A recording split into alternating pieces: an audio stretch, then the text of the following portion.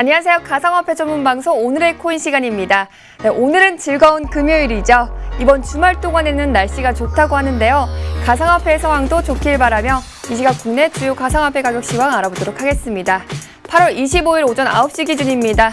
국내 주요 가상화폐 가격 시황 알아보도록 하겠습니다. 비트코인이 485만 원으로 전날 대비 2.18% 상승했고요. 비트코인 캐시가 71만 2,400원으로 전날 대비 2.78% 하락했습니다. 이더리움이 36만 6,500원으로 전날 대비 1.33% 상승했고요. 이더리움 클래식이 17,000원으로 전날 대비 2.86% 하락했습니다. 리플이 243원으로 전날 대비 21.61% 하락했고요. 라이트코인이 55,640원으로 전날 대비 9.38% 하락했습니다. 비트코인과 이더리움은 상승세 가운데 나머지 종목은 하락세를 보이고 있습니다. 글로벌 가상화폐 시황을 분석해줄 송범상 애널리스트 나와주셨습니다. 안녕하세요. 안녕하세요. 반갑습니다. 송범상입니다. 네, 전문가님, 최근 가상화폐 사기 사건이 많이 일어나고 있는 것 같아요. 네, 그렇죠. 이 국내에서는 이 가상화폐가 아직 법정 통화가 아니라서 규제의 사각지대에 놓여 있습니다. 지난달에 가상화폐를 규제하는 전자금융거래법 개정안이 발의가 됐어요. 하지만 진행 과정은 멈춘 상태입니다. 이 여러 변수들을 감안한다고 한다면은 실제 법이 적용되는 시기는 내년이 아니라 내후년까지 미뤄질 수 있는 가능성도 배제할 수가 없고요. 가상화폐로 인한 피해가 늘어나지 않도록 국회와 이 정부 구성원들의 빠른 대응이 절실하게 필요한 것 같습니다. 영국 같은 경우는 정식 화폐로 이 가상화폐가 등록이 됐단 말이죠. 비트코인. 근데 또 다른 나라, 선진국들은 많이 정식 화폐로 등록이 됐는데 우리나라는 아직 인정이 안 되고 있어요. 우리나라도 앞으로 빨리 법적으로 좀 돼서 여러 가지 잘 됐으면 좋겠네요. 자, 본격적인 가격적인 부분 차트를 통해서 보도록 하겠습니다. 네, 하루 동안 일어났던 상황들 점검해 보도록 할까요? 네, 잭슨홀 미팅이 있었습니다. 24일 열렸고 그리고 26일까지 열리는데 이것에 대한 기대감 있고 또 여기에 더불어서 이제 금리 인상 가능성이 불거졌습니다. 그래서 이런 압박감이 서로 겹쳐져서 힘겨루기를 하게 됐습니다. 그래서 혼조세를 보였다 이렇게 보시면 되겠고요. 그래서 잭슨홀 미팅에서 통화 정책이 나오니까 그런 부분들 좀 눈여겨보셔야 되겠고 비트코인 같은 경우는 상승세였습니다. 계속된 상승세를 이뤄갔고요. 비트코인 캐시 보겠습니다. 비트코인 캐시 같은 경우는 완전 반대죠. 그래서 이런 혼조세가 여실히 반영이 됐다라는 부분이고 거래량이 한번 치면서 여기 매도 세력이 더 강했다라는 부분을 보실 수가 있어요. 그래서 추세가 여전히 중요하다라는 부분이고요. 이더리움 보겠습니다.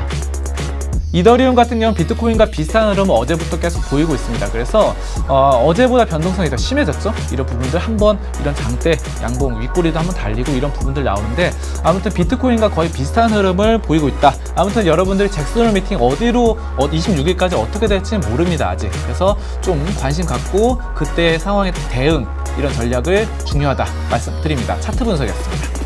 네, 전문가님, 기존 화폐와 가상화폐는 어떤 관계가 설립되는 걸까요? 네, 반비례 관계입니다. 기존 화폐가 약세가 될수록 가상화폐는 강세가 됩니다. 근데 현재 글로벌 사회에서 가상화폐가 점점 위세가 높아지고 있죠. 그래서 글로벌 가상화폐 높아지고 기존 화폐는 예전 다른 조개라든지 예전 금처럼 약세가 될 가능성이 높아요. 그런 부분들 보시면 되겠고요. 아무튼 이런 점들 우리가 가상화폐의 강세를 앞으로 점점 예상할 수 있으니까 투자하시는데 안정적으로 잘 하시면 되겠습니다. 여기까지 가상화폐 종합 분석 시간이었습니다. 네, 말씀 감사합니다. 감사합니다.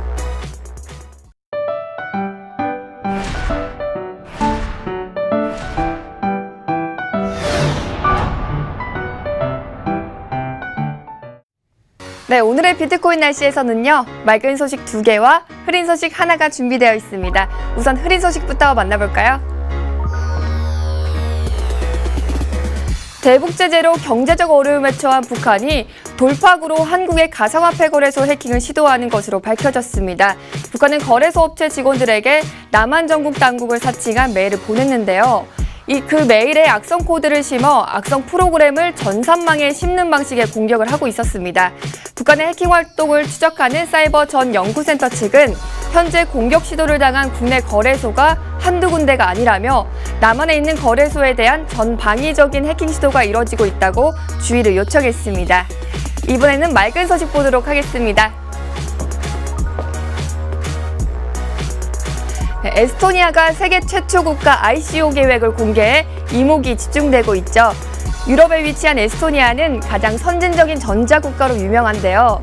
이미 전자시민권이라 불리는 전자장부 시스템을 이용해 모든 공적 서비스를 인터넷으로 받을 수 있는 인프라를 구축하고 있죠. 올 초부터 비거주자에 대한 전자시민권 신청 접수를 받았는데요.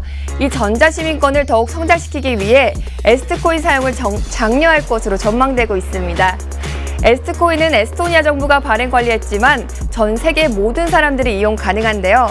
장기적으로 보면 큰 성과를 이룰 것이라 평가되고 있습니다. 지진과 같은 재해가 발생했을 때 블록체인 기술을 이용해 신속하게 가족이나 친구의 안부를 확인할 수 있는 서비스가 제공될 예정입니다. 지난 23일이죠. 일본의 시스템 개발 업체인 데네는 블록체인 기술을 활용한 안부 확인 애플리케이션인 겟허드를 선보였는데요. 기존의 애플리케이션은 중앙 서버 방식으로 정작 중요할 때는 접속이 몰려 다운되기 때문에 사용할 수 없게 될 우려가 있었죠. 이에 블록체인의 분산 기술을 이용해 비상시에 과부하 우려가 없는 애플리케이션을 개발한 것입니다. 블록체인이 점차 산업 전반에 응용되고 있는 것 같습니다. 네, 최근 비트코인으로 가족 생명을 구했다는 따뜻한 사연이 누리꾼들 사이에 퍼지고 있습니다. 베네수엘라에서 신발 가게를 운영하는 엘리 씨는 골수암 투병 중인 어머니의 뒷바라지를 하고 있었는데요. 그런데 베네수엘라의 재정 적자로 화폐인 볼리바가 제 기능을 하지 못하자 어머니의 약을 살 수 없는 상황에 이른 것입니다.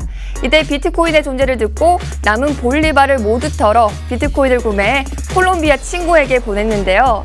친구는 몇 달간 암 치료제를 소포로 보냈고 엘리의 어머니는 골수암을 극복할 수 있었다고 합니다. 내일도 더 다양한 소식으로 인사드리겠습니다. 지금까지 오늘의 코인의 고은비치였습니다.